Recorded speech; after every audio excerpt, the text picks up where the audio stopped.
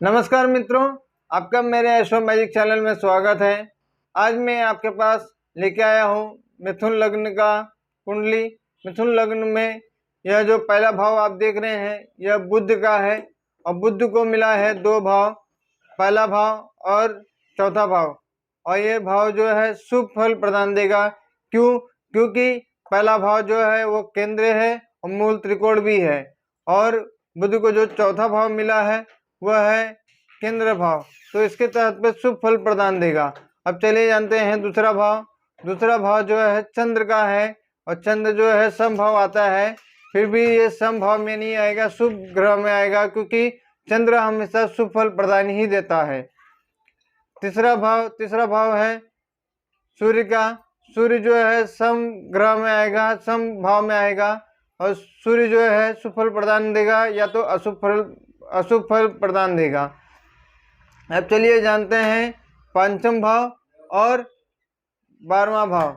ये जो है भाव ये शुक्र को मिला हुआ है, और शुक्र जो है इन दोनों भाव में शुभ फल प्रदान देगा, लेकिन सबसे ज़्यादा जो है पंचम भाव में देगा, क्योंकि जो 12वां भाव है, 12वां भाव जो है समभाव है और पंचम भाव त्रिकोण भाव।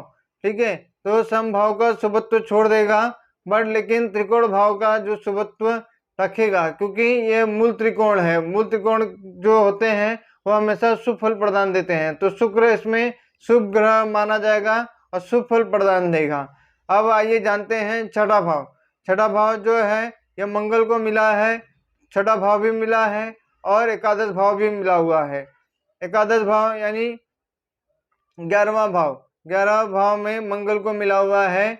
11वां भाव और छठा भाव हमेशा अशुभ फल प्रदान ही देता है। छठवां, 8वां, 12वां और एकादश जो रहता है ये समभाव आता है।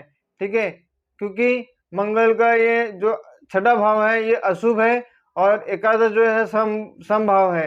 इसके तहत पे मंगल जो है अशुभ फल प्रदान देगा। अब चलिए आइए जानते हैं गुरु। गुरु को दो भाव मिला हुआ है, 9वां 7वां भाव और 10वां भाव। तो ये दोनों केंद्र भाव आते हैं, केंद्र में आते हैं।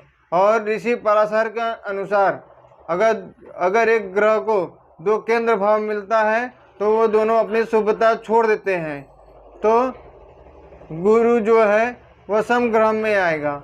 अब आइए जानते हैं 8वां भाव और 9वां भाव। यह जो है शनि का हुआ। शनि जो है बट शनि जो है आप देख सकते हैं यह अपनी खुद की स्व राशि में भी है और मूल त्रिकोण में भी है, तो यह समभाव में सम ग्रह में आएगा। और शनि जो है शुभ फल प्रदान भी देगा और अशुभ फल प्रदान भी देगा। तो आज के लिए इतना ही दोस्तों, और मेरे चैनल को लाइक और सब्सक्राइब जरूर कीजिए और बेल आइकन को जरूर दबाइए। ऐसे मैं वीडियोस आपके पास लाते रहूं। धन्यवाद दोस्तों।